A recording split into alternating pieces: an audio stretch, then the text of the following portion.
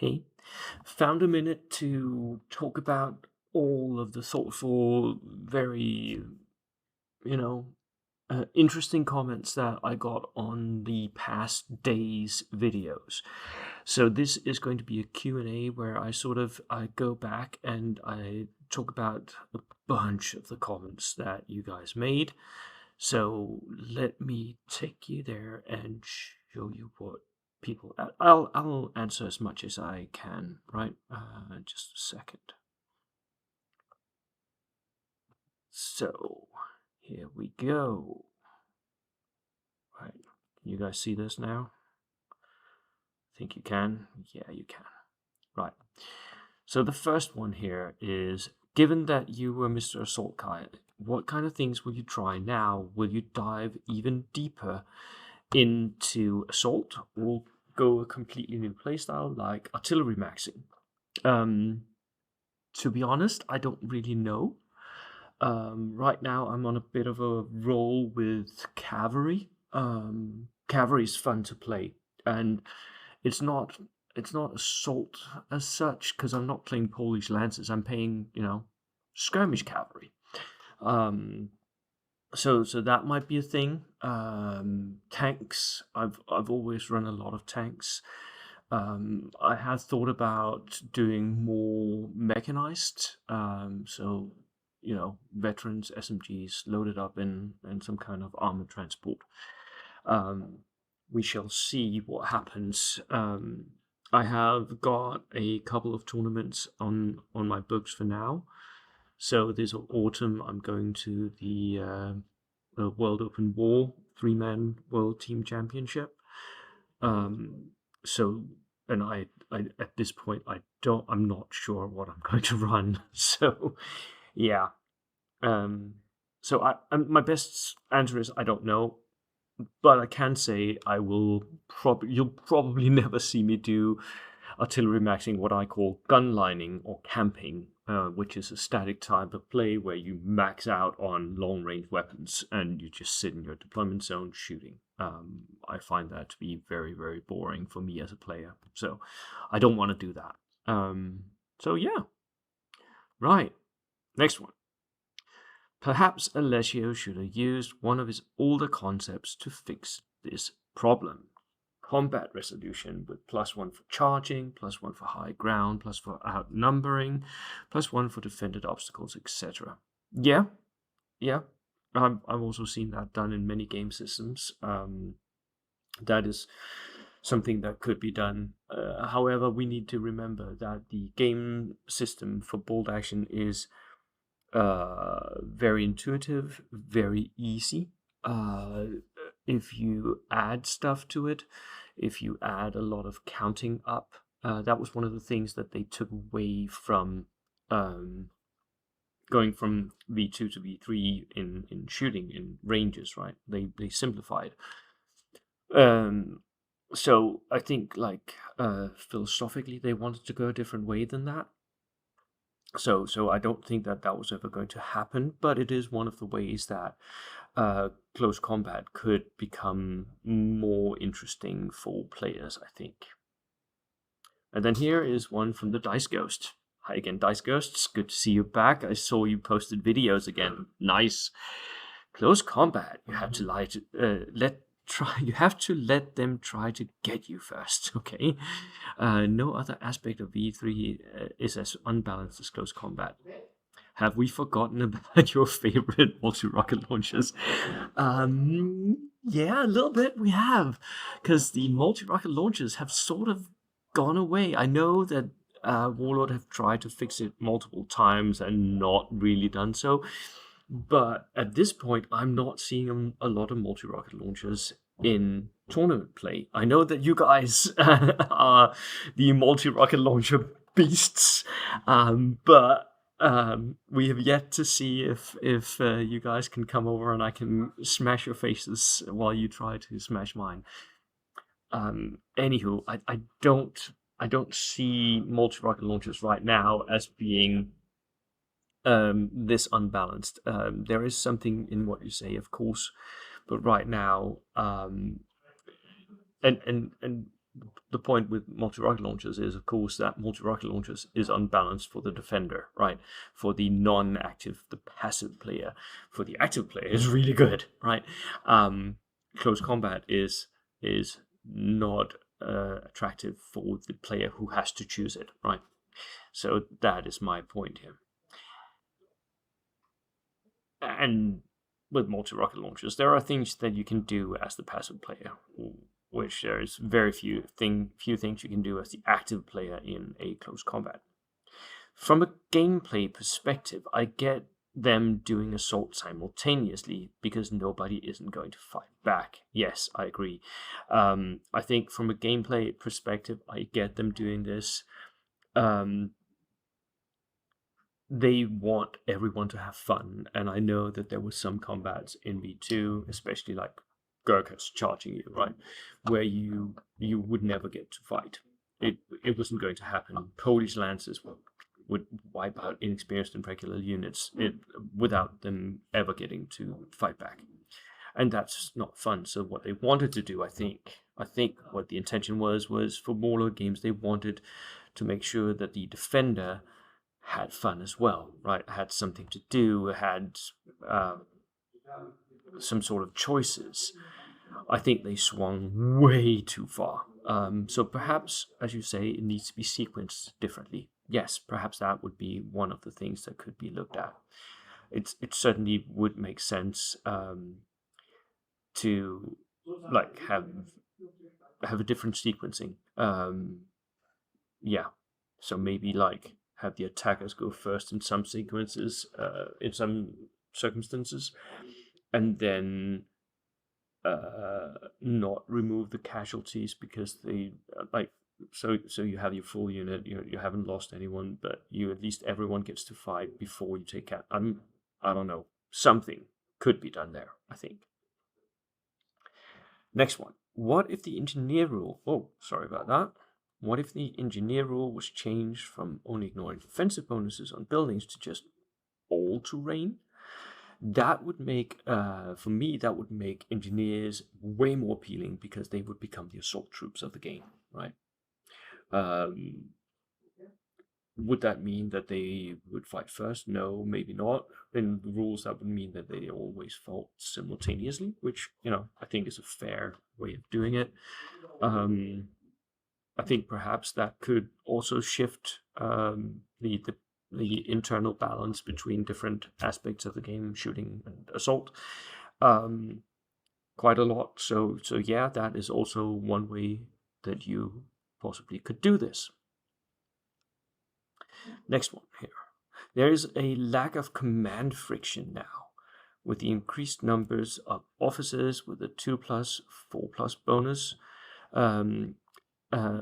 That results in fewer units failing tests. The new British officer and guard rules will only make this situation worse. Yes, that is true. I've said this many times. Pins don't really matter that much anymore.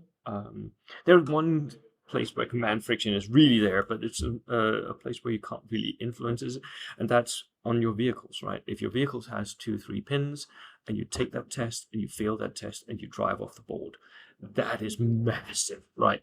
That's a massive command friction, and it's a massive penalty to pay for one unit failing one test, right? For the rest, I'm no longer in a place where I feel like I need to make choices, difficult choices. I just choose to always activate, which I agree. The command friction is also a problem right now for V3. One thing for sure, the defenders shouldn't swing first in anything. If anything, post-combat should always be close combat should always be simultaneous. The one thing that you could do is, like in Black Powder, where the person who charges gets a +1 to wound on the first round. That may be one option. The other one would possibly be a roll for surprise, where with one side surprised, then like in D&D, the other side swings first. Yeah. I think that idea of one side being surprised, that's what I think, like, very similar to, right? if you initiate a close combat running straight at the enemy, like they did in World War One in some cases, not always, definitely not always, but running straight at the enemy trench is suicide, right? Should be suicide. That is for verisimilitude purposes. That's what happens. But if we look at how modern close combat is done, and I have a son-in-law who's in the Danish army, and he teaches the stuff. It is not like knives and jiu-jitsu. It is room clearing, right? It's using grenades. It's using your submachine guns. That is how you do close combat. And I think one of the most important things that he teaches is that you make sure that the other side is disadvantaged before you initiate a close combat. And being surprised, not knowing that they're there, like one guy just peeking in and then throwing a grenade. That is how people are dying in close combat right now in Ukraine. And that is what they're teaching in the army right now. So I think, yes, thinking about the assaulters, if they get to swing first, it should be because the defenders are surprised that suddenly they're there and throwing grenades at them and using their submachine guns. Next one. I'm fine with needing to beat a unit down a bit before assaulting it. That makes sense. My suggested fix: make pins a minus to assault rolls to damage. Make the defenders take an order test to react to assaults. So that's two suggestions, right? So you can make pins a minus, which, that would mean pins matter more, and that would mean that you set up your assault, which is what I want, right? I want the tactics of that would be my suggestion as well. So there's a lot of good things in your idea here, making pins a minus to assault rolls. I think, though, it might be just a huge minus, if you know what I mean. If you think about it like this, if you have 3 pins, then you can no longer basically hurt your opponent, right? If all of them give a minus. So perhaps, like shooting, it should just be -1 to the damage or roll, with a 6 always being a success or something like that. Next one, make defenders take an order test to react to assault. Yes. Why is defensive fire automatic, right? Why is defensive fire automatic? Why is it when you've already shot or gone down or run that you can still fight first in close combat? Why? There's something there. So I agree. In many other aspects of the game, I think as well, like Recce, for instance, the escape moves we could maybe do with an order test, which again would make pins way more valuable. Now, pinning down a unit makes it more vulnerable to assault, which is how it should work. Yeah. Right. Then we had one newer guy, I guess, or someone who's just not used to my lingo here, ask what is gunlining. I sort of explained that in a little while ago. Gunlining is when you take a bunch of heavy guns in either your artillery, your heavy weapons, your infantry can use, LMGs, and your tank platoon, and you just sit back, static, in your deployment zone shooting for 5 turns. That's gunlining. And it works really well on open tables, and it's boring as fuck. So, yeah, that is what it is. Wow, this one is long. So, I'll just read it and react. Personally, I don't like how the defender gets to hit first when they're behind cover. That does seem to give them an advantage, especially if the attacker is over 6 inches away and the defender gets to shoot them. Yeah. I think melee should always be simultaneous with the following modification. If the defender is behind cover, their experience level is raised 1 level. Interesting. So Inix become regular, veteran, super veteran, hit on only 6s.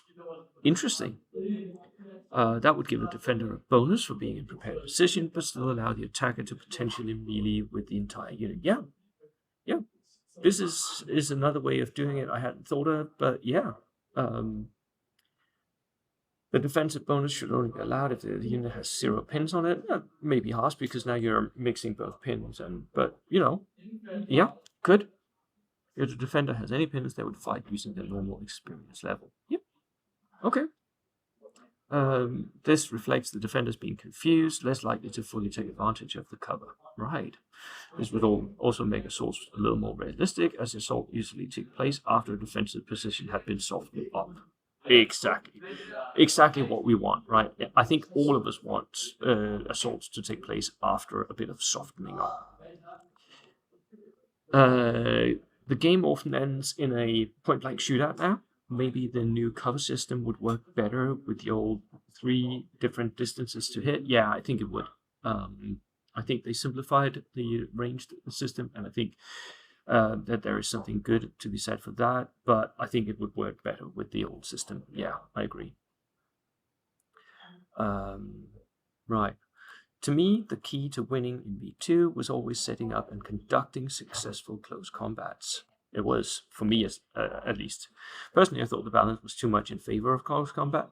We can see that in how much people tried to use close combat armies, right? Brits, anyone who took Brits took Gurkha armies, right? So, yeah. Now it seems to have shifted too far away. How do you think it got through the playtesting? I don't want to give anything away. I am not myself a playtester. I wasn't asked to do that. But I do know playtesters, and I don't want to give away what happened there. So I have heard rumors about what happened, but I wasn't there. I don't want to carry rumors. So I won't say what I think about that. But it got through, right? Or like, I don't, yeah. In my opinion, what will V3 become the primary key to winning? For me right now, the primary key is to get into point blank range. That is it for tanks, that is it for infantry, everything. You need to get to point blank range. And in order to do so, you need mechanized, because you need to cover the distance, right? So I think right now, V3 is looking very much like a mechanized version of bolt action, not an infantry version. Sorry about that. Do I think that there's any value in using tanks to assault infantry? That was my first thought when I read the rules for V3. It was tank bowling, basically. It's not a thing that I've seen done a lot, although I have seen people do it. It was something that the Juggernaut Wargaming podcast talked about a while back. And it was something that some of my mates from the Danish team, toyed with the idea a little bit. Handed in a few lists. It hasn't been done yet to winning effect, but it is a valuable strategy. You can run huge armies of tanks, light tanks, right, 8+, even 7+, and then just charge, right? And see if you can run people off the table. Tank bowling, which could be fun. I've yet to see it done. And finally, should Cossacks be included in my video? This is referring to the video where I talk about the tutorial on close combat.